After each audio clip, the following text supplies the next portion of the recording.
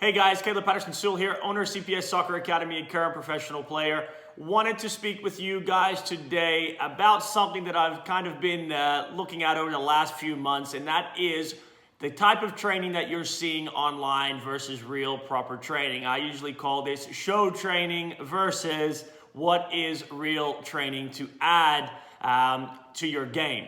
So recently I was reading an article from, our Facebook post rather, from Ian Fewer, who's been with the U.S. national team. He's played in Europe. He's been coaching in the MLS, a very accomplished goalkeeper coach. And he basically has said in his Facebook post exactly what most professional coaches and players talk about in the mornings at practice if they're on the field and the subject of Instagram kind of training videos come up. I know I've been a part of those conversations as well.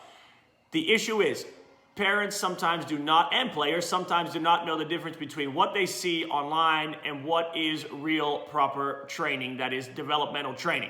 So online, I'm seeing specifically on the goalkeeper side recently, I've seen a number of videos where firstly, goalkeeper coaches are absolutely smashing the keepers until they cannot walk. What's the point? Why are you doing that?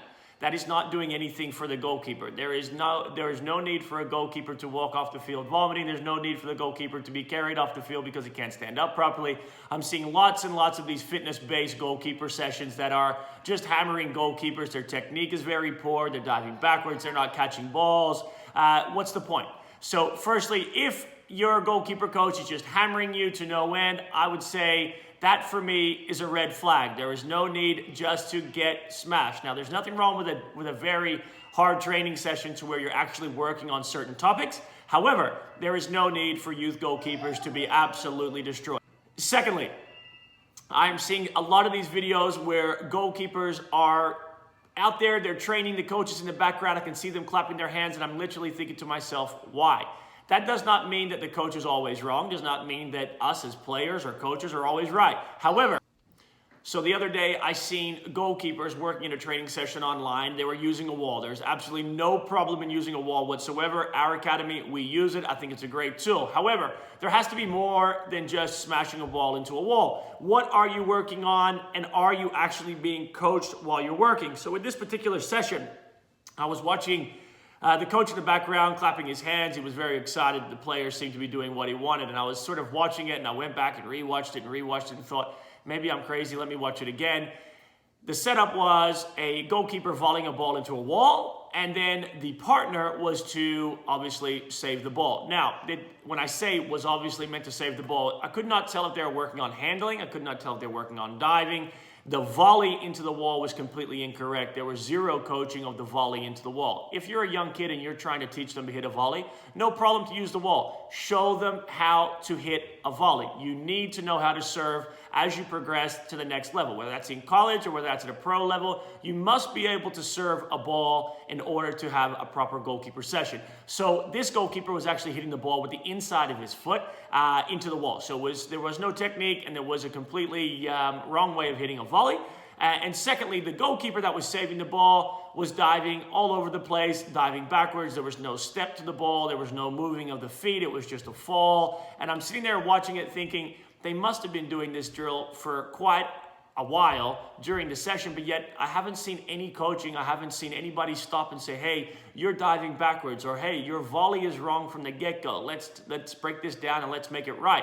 So all that to say, if you are a parent or a player and you're doing supplemental training, or you're doing your club training, you must recognize what is show training versus what is proper training. Are the coaches getting out there and actually coaching the players as the first point? Are they getting hands-on? Are they stopping? Are they correcting?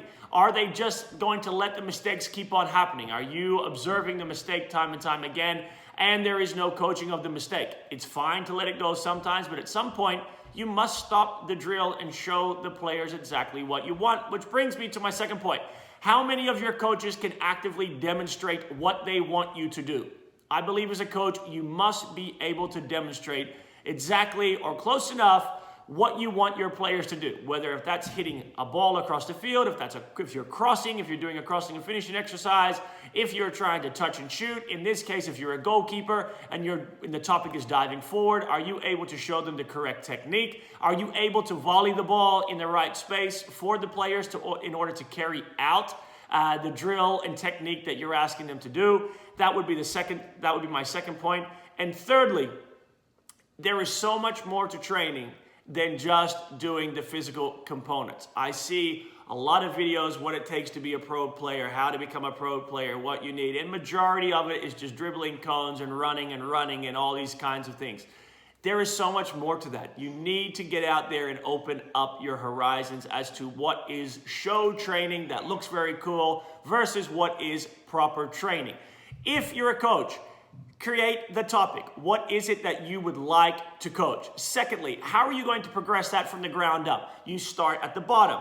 Then you progress to some sort of semi-pressurized situation to maybe a full-on pressurized situation. However, we cannot just invent as we go along as coaches. It is not the youth players' fault that we are just inventing drills on the way to the training, or they're diving over this, diving over that, and they're really at the end of the session, there has been no thing.